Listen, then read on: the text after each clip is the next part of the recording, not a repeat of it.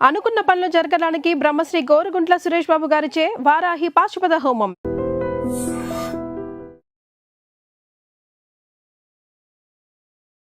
I dream ప్రేక్షకులందరికీ నమస్కారం. ఈ రోజు మనతో పాటు ప్రముఖ ఆధ్యాత్మికవేత్త, అమ్మవారి ఉపాసకులు తిరునగిరి సుదర్శనాచార్యులు మనతో పాటు ఉన్నారు. గురువు గారితో మాట్లాడదాం. మన నిత్య జీవితంలో మనకుండే ఆధ్యాత్మిక సందేహాలను అడిగి తెలుసుకుందాం. నమస్కారం గురుగారు. గురుగారు, చాలా మందికి ఉదయాన్నే తెల్లవారుజామున 3 గంటల తర్వాత మెలకువ వస్తూ ఉంటుంది. కొందరికి 4 గంటలకి, 3:30కి అలా మెలకువ వస్తూ ఉంటుంది. అంటే ఇది ఆధ్యాత్మికంగా చెప్పబడే కారణాలు ఉన్నాయా? లేదంటే మన మానసిక, శారీరక ప్రభావం వల్ల ఇలా జరుగుతుందంటారా? దీంట్లో ఈ 3 నుంచి 6 వరకు బ్రహ్మ ముహూర్తం. ఇది మనిషికి వచ్చిన ఇబ్బంది కాదు, హెల్త్ ఇష్యూస్ కావు. బ్రహ్మ చెప్పిన ముహూర్తం. ఆ ముహూర్తంలో మనం మెలకు వచ్చిందంటే మనం భావించాలి, ఒక అదృష్టంగా భావించాలి. సో ఆ టైంలో, ఆ సమయంలో మనం ఏం చేసినా కూడా మన తలపెట్టిన కార్యక్రమాన్ని కూడా చక్కగా సాగడానికి ఇది ఒక సంకేతం. 3 నుంచి 6 వరకు కూడా బ్రహ్మ పెట్టుకున్న ముహూర్తం కాబట్టి చాలా మంచి విశేషం. అయితే మన జీవితంలో దేవుడిచ్చే సంకేతాలు ఏ విధంగా ఉంటాయి గురుగారు? అంటే పక్షుల దర్శనం కావచ్చు, లేదా కళలు రావడం కావచ్చు, ఇలా చాలా రకాలుగా ఉంటాయి. అలా దేవుడిచ్చే సంకేతాలు మన జీవితంలో ఎలా ఉంటాయి? సంకేతాలు అంటే అమ్మా, మనం చక్కగా ఫస్ట్ మన మైండ్ సెట్ బాగుంది, ఒకరి గురించి తక్కువ ఆలోచించట్లేదు, ఉదయం ప్రశాంతంగా ఉంది, ఇంట్లో ప్రశాంతంగా ఉంది అంటే ఇవన్నీ దేవుడి సంకేతాలే. మనం ఒకరి గురించి ఆలోచించడం అనవసరం. మన ఒంట్లో ఇవన్నీ బాగున్నాయి అంటే దేవుడు మనకి ఇచ్చే ఒక సంకేతం ఇది. అయితే గురువుగారు, చాలా మంది గుడిలో ప్రదక్షిణలు చేస్తున్న సమయంలో కొందరు ఫోన్ మాట్లాడుకుంటూ ఉండడం, లేదా ఏదో ఆలోచిస్తూ ఉండడం, దేవుడిని తలుచుకోకుండా నవ్వుతూ ఉండడం, ఇలా చేస్తూ ఉంటారు. కొంతమంది ఫాస్ట్‌గా అది ప్రదక్షిణలా ఉండదు. ఇలా చేస్తూ ఉంటారు. దీనివల్ల ఎలాంటి, అంటే అలా సరిగ్గా చేయకపోవడం వల్ల వాళ్ళకి ఎలాంటి వ్యతిరేక ప్రభావం పడుతుంది? చేయకపోవడం అంటే అసలు గుడికి రావడం అనవసరం. గుడికి రావడమే అనవసరం. ఎక్కడి నుంచో కష్టపడి పొద్దున్న లేచి స్నానం చేసుకొని మంచి బట్టలు కట్టుకొని గుడికి వస్తావు. దేనికోసం? ఒక కోరిక చెప్పుకోవడానికి, దండం పెట్టుకోవడానికి. ఇవన్నీ పక్కన పెట్టి మాట్లాడుతూ ప్రదక్షిణ చేయడం అనవసరం. నీ మైండ్ సెట్ అంతా కూడా అమ్మవారి మీద, ఆ స్వామివారి మీద ఉండాలి తప్పితే ఈ మాట్లాడుకోవడం, ఫోన్ పట్టుకోవడం అనవసరం. ఫోన్ అనేది చాలా అనవసరం. ప్రదక్షిణ చేస్తూ ఆ అమ్మవారిని, స్వామివారిని తలుచుకుంటూ ప్రదక్షిణ చేసుకోవడం వల్ల పాజిటివ్ ఎనర్జీ రావడానికి చిన్న ఆస్కారం ఉంటుంది. గురుగారు, మనం భగవంతుడికి కొబ్బరికాయ కొడతాం. సో కొబ్బరికాయ కొట్టేటప్పుడు మనసులో మనం ఏం కోరుకోవాలి? అలాగే అసలు కొబ్బరికాయ కొట్టడం వెనుక ఉన్న ఆధ్యాత్మిక రహస్యం ఏంటి? ఏదో కోరుకొని కొట్టడం కాదు. కొబ్బరికాయ కొడితేనే మంచిది. అని తప్పితే ఈ కోరిక కోసం కొట్టుకొని ఇది బిజినెస్, ఇక్కడ వ్యాపారం చేయకూడదు. స్వామివారితో, అమ్మవారితో మీకు ఉన్న కోరిక చెప్పుకొని టెంకాయ కొట్టుకోవడం. టెంకాయ కొడితే నాకు ఇస్తామని చెప్పి అడగడం తప్పు. గురుగారు, మనం తిరుమల వెళ్ళేటప్పుడు చాలా మందికి తిరుపతి అనేది వెళ్ళాలని అనుకుంటూ ఉంటారు. చాలాసార్లు వెళ్తూ ఉంటారు.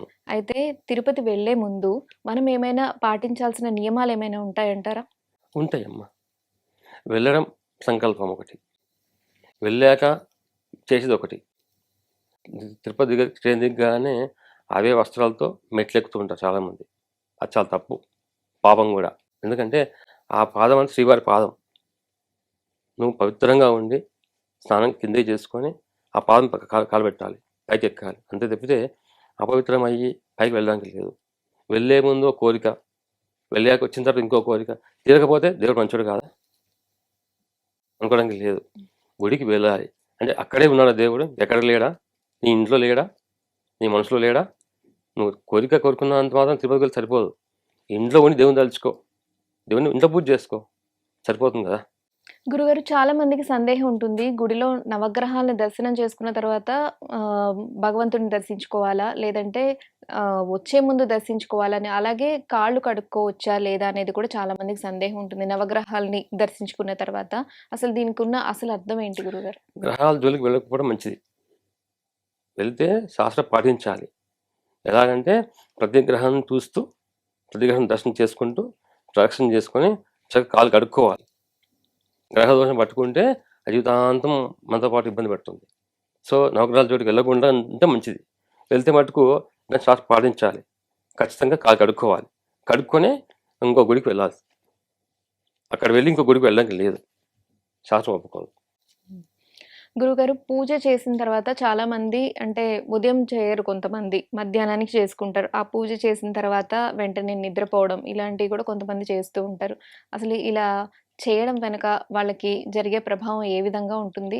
అలాగే నిత్య దీపారాధన మనం ఏ విధంగా చేసుకోవాలి? ఏ సమయాల్లో చేసుకోవాలి? ఇలాంటివన్నీ చెప్తారా? హ్మ్. దీపారాధన పొద్దు చేయాల్సింది ఇంటికి యజమాని. ఇంటి యజమాని భర్త. పొద్దున్నే 6 లోపే దీపారాధన చేసుకోవాలి. 6 లోపే లోపే చేయాలి. చేసుకోవాలి. సో, ఆ భర్త దీపారాధన చేయడం వల్ల ఆ ఇంటికి శ్రేయస్కరం. ఆ ఇంటికి ఆయుష్. ఎవరు భర్త చేస్తే. అది చేయడం వల్ల ఆవిడకి బాగుంటుంది ఆరోగ్యం. ఆవిడ బాగుంది అంటే ఆ ఇంటికి అన్ని విధాలా బాగుంటుంది అర్థం. ఇది పొద్దున్నే 6 లోపు దీపారాధన చేసుకోవాలి. మగవాళ్ళే చేయాలి. ఆడవాళ్ళు చేయడానికి లేదు.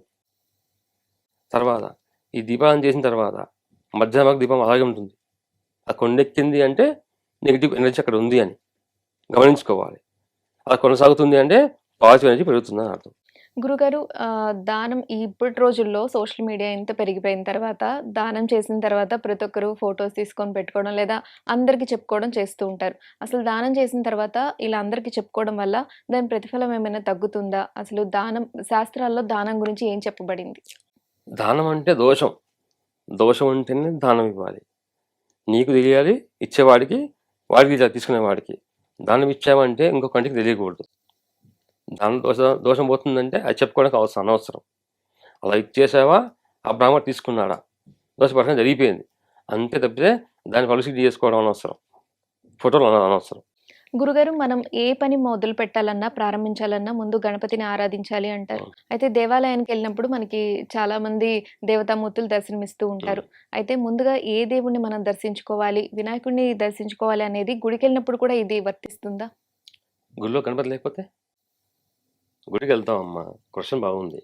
గుడికి వెళ్ళినప్పుడు గణపతిని దర్శనం చేసుకోవాలి. గణపతి అక్కడ లేడు. ఒకవేళ అంటే గణపతి ఉంటే గనక లేకపోతే ఏం చేద్దాం? లేకపోతే గణపతి దర్శనం చేసుకోకూడదా? ఇంకో గుడిని దర్శనం చేసుకోకూడదా? గజస్తంభం ఉంటుంది. గజస్తంభం అది ప్రధానం. దర్శనం అక్కడే చేసుకోవాలి. ఫస్ట్ దర్శనం అక్కడ చేసుకోవాలి. గణపతి ముందే కాదనట్లేదు. ఆ గుడిలో గణపతి లేకపోతే ఏం చేయమంటారు? చేయడానికి అవకాశం లేదు. సో అలాగా గణపతి అంటే గణపతి దాంట్లోనే ఘనంగా ఉంది. మనం భావించుకోవడమే. గణపతి రూపాన్ని ఊహించుకోవడమే. గజస్తంభాన్ని దర్శనం చేసుకోవడం. తర్వాత ఆలయంలో ఏవైతే విగ్రహం ఉందో ఆ విగ్రహం దర్శనం చేసుకోవడం. గణపతిని ఊహించుకోవడమే. గణపతి అంటే ఘనం విశేషంగా జరుగుతుంది అర్థం. ముందుగా చేసుకోవాల్సిన గణపతికి ఏది చేసుకున్నా కూడా గణపతిని దర్శించుకోవడమే. కొంతమంది సెంటిమెంట్ నేను గణపతి మొక్కితేనే నాకు అవుతాయి అనుకున్నప్పుడు ఆ గుడికి వెళ్ళినప్పుడు గణపతి లేకపోతే గజస్తంభం మొక్కుకోవడం, గణపతిని దలుచుకోవడం, అమ్మవారిని దర్శనం చేసుకుని పెట్టుకోవచ్చు. గురుగారు దేవాలయాలకు కూడా వాస్తు శాస్త్రం ఉంటుందా? అంటే గర్భగుడి, ధ్వజస్తంభం, ఉంటుంది. ప్రదక్షిణ మార్గం ఇలాంటివన్నీ కూడా అంటే శాస్త్ర ప్రకారం అవి గాని ఉంటాయి. ఇలా ఉంటుందా? ఉంటాయమ్మా. దేవాలయం కానీ ఇల్లు కానీ వాస్తు అనేది శాస్త్రం. వాస్తు అంటేనే శాస్త్రం. ఒక భూమి మీద మనం ఒకటి కడుతున్నాము అంటే ఖచ్చితంగా వాస్తు వాటికి సంబంధించి ఉంటుంది. వాస్తు లేకుండా ఏ గుడికి కట్టరు. అలా కడితే ఆ గుడికి, ఆ గర్భగుడికి, ఆ విగ్రహానికి అరిష్టం. ఇంట్లో దేవుని విగ్రహాలు ఎలా పెట్టాలి గురుగారు?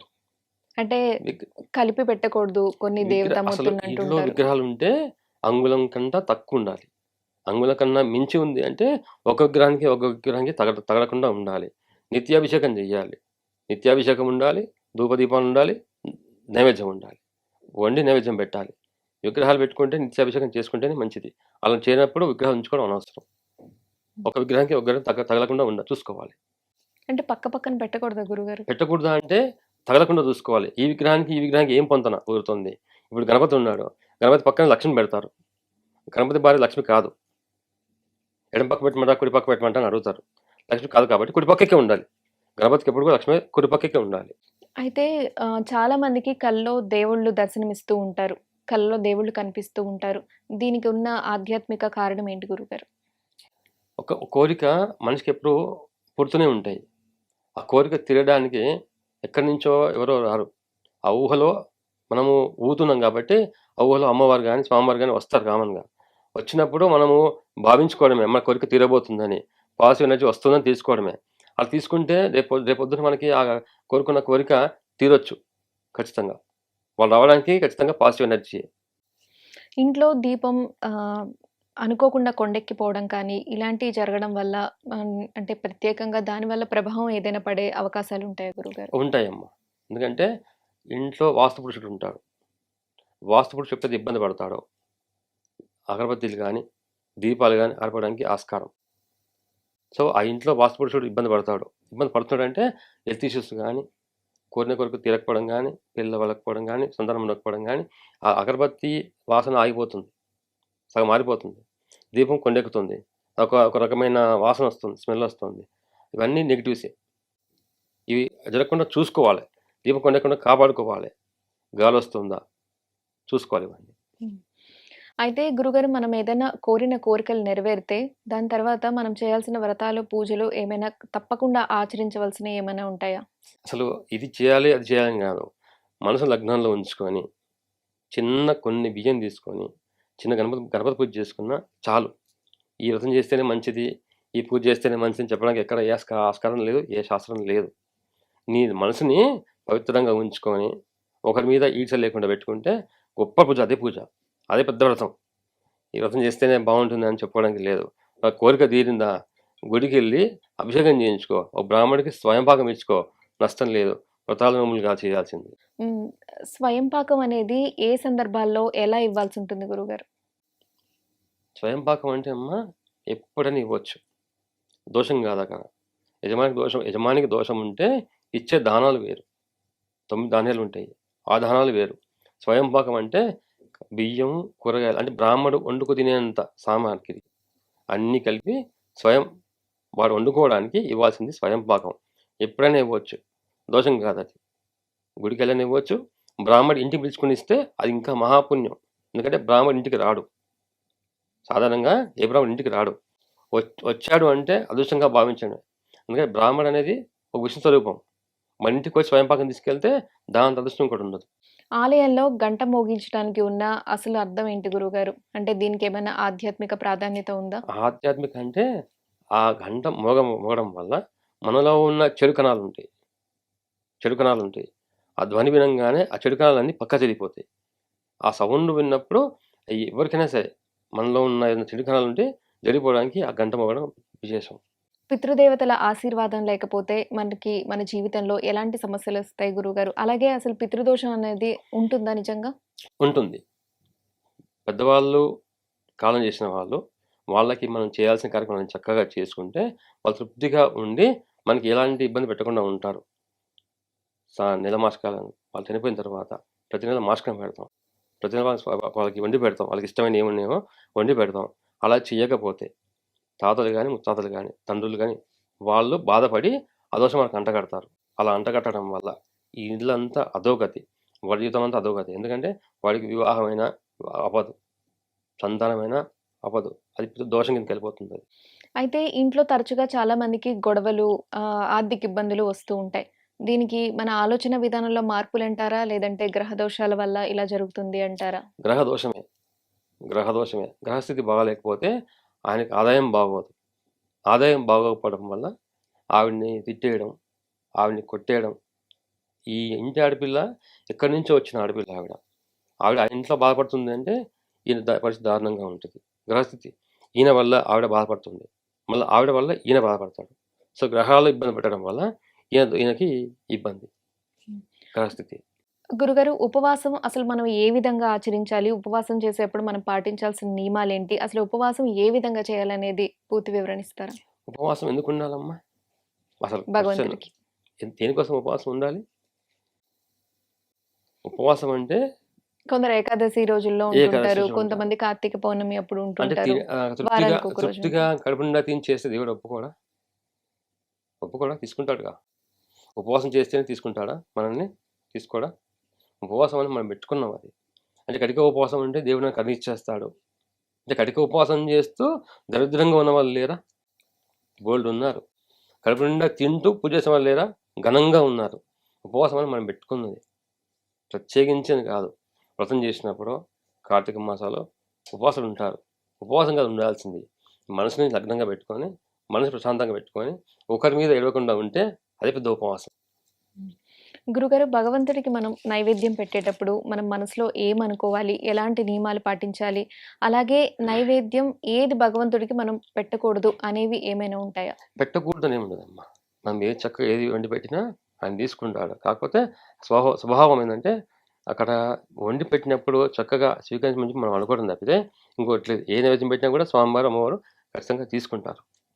గురుగారు, మనం ఇంట్లో ప్రతిరోజు ఎటువంటివి అంటే దేవుడివి వినడం వల్ల, లేదంటే ఎటువంటివి ప్రార్థించటం వల్ల మనకి ఇంట్లో అన్ని శుభ ఫలితాలు కలుగుతాయి?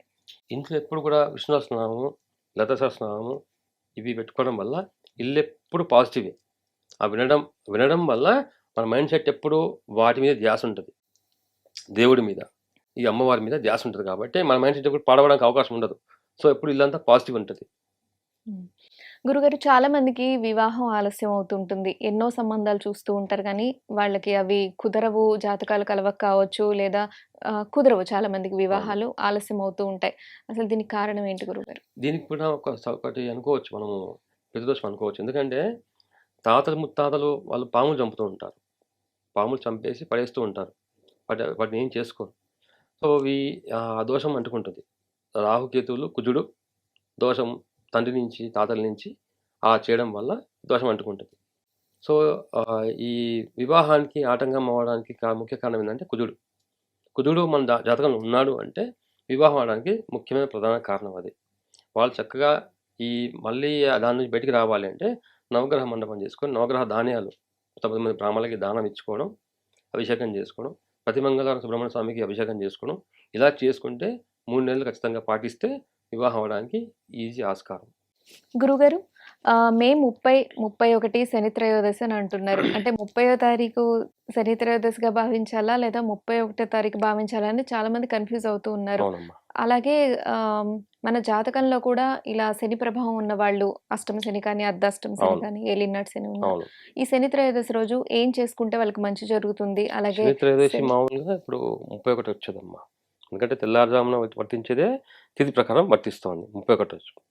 సో, శని త్రయోదశి రోజు ఏమైనా శని దోషం ఉంది, అష్టమ శనిలో ఉన్నా, అర్ధాష్టమ శని ఉన్నా, ఏలినాటి శని ప్రభావం ఉన్నా కూడా వీళ్ళు ఏం చేయాలంటే శనిగ్రహానికి సంబంధించిన విగ్రహం ఏదైతే ఉందో నవగ్రహాలకి నువ్వుల నూనెతో అభిషేకం చేసుకోవడం, గుమ్మడికాయ దానం చేయడం, బ్రాహ్మణికి స్వయంపాకం ఇచ్చుకోవడం వల్ల ఆ శని దోషం అనేది తొలగడానికి ఆస్కారం ఉంటుంది.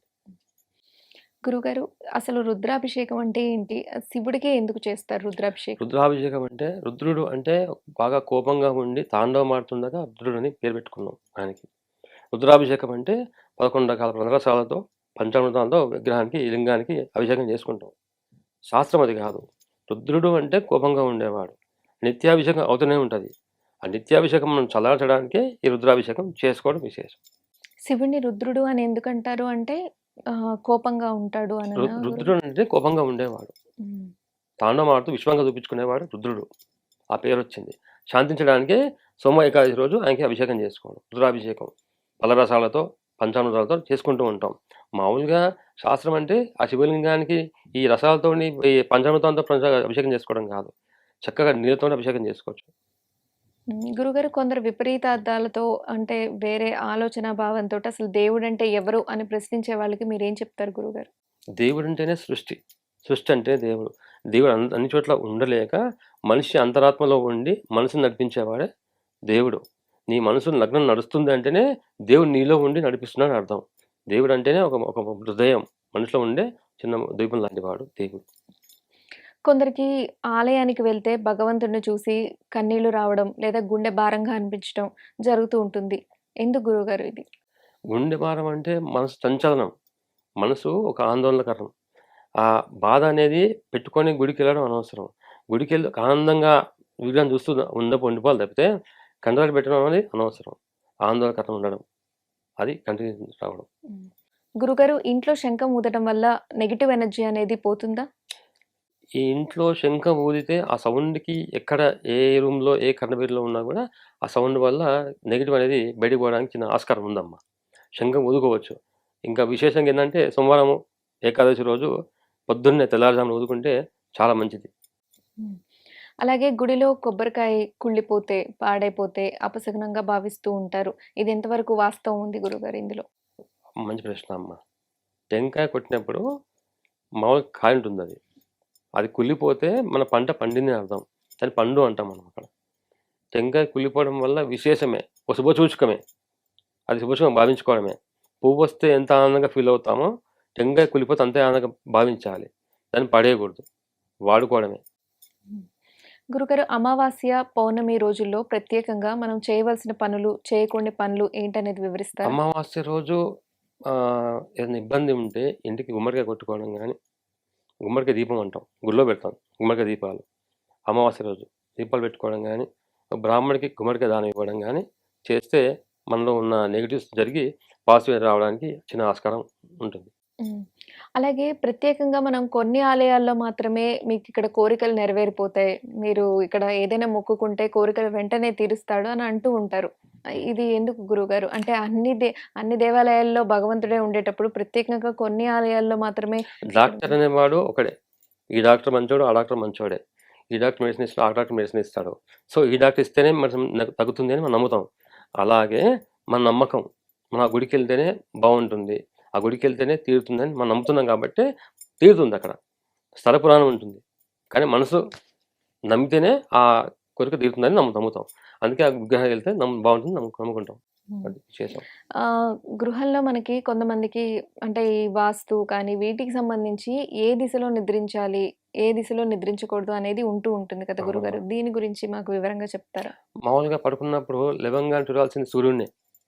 ఇప్పుడు అన్ని గ్రహాలకి అధిపతి సూర్యుడే. మనిషికి సూర్యుడు ఉంటే చాలు, బాగుంటుంది, అన్ని విధాలా బాగుంటుంది. సో పడుకున్నప్పుడు తల తూర్పు దిక్కు, కాలు దిక్కు, ఇటు పడమ దిక్కు ఖాళీ చేస్తారు. పడమరకి తల చేసి తూర్పు ఖాళీ చేయాలి. లవంగానికి కనిపించే సూర్యుడు కాబట్టి. దక్షిణానికి తల చేయాలి. లవంగా ఉత్తరం కనిపిస్తుంది కాబట్టి. ఈ రెండు తూర్పు ఉత్తరం అనేది పాజిటివ్ ఎనర్జీ ఇవ్వడానికి మనిషి పడుకున్నప్పుడు పడమరకు తల చేయాలి, దక్షిణానికి తల చేయాలి. నిత్య జీవితంలో చాలా మందికి ఉన్న ఆధ్యాత్మిక సందేహాలు నివృత్తి చేసినందుకు ధన్యవాదాలు గురుగారు. శ్రీమాతే నమః. And for more videos, Please subscribe to iDream. Please subscribe to iDream. Please subscribe iDream. And please subscribe to iDream. For more videos, subscribe to iDream. please like, share and subscribe to the channel. Congratulations, iDream. Subscribe to iDream. Subscribe to iDream. So subscribe to iDream Media. iDream की iDream team अंदर की huge congratulations. Please subscribe iDream Media. Please subscribe to iDream. Subscribe iDream. Please subscribe to iDream. iDream అంటే నా కళల channel subscribe చేసుకున్న నోరు తిరుగుతలేదు. మీరైతే గంట గుర్తు కొట్టండి. For more such videos, please subscribe to iDream. Subscribe to iDream. Please subscribe to iDream. Please subscribe iDream Media. Please do subscribe to iDream. Please subscribe to iDream Media. For best entertainment and information, please subscribe iDream. And don't forget to subscribe to iDream.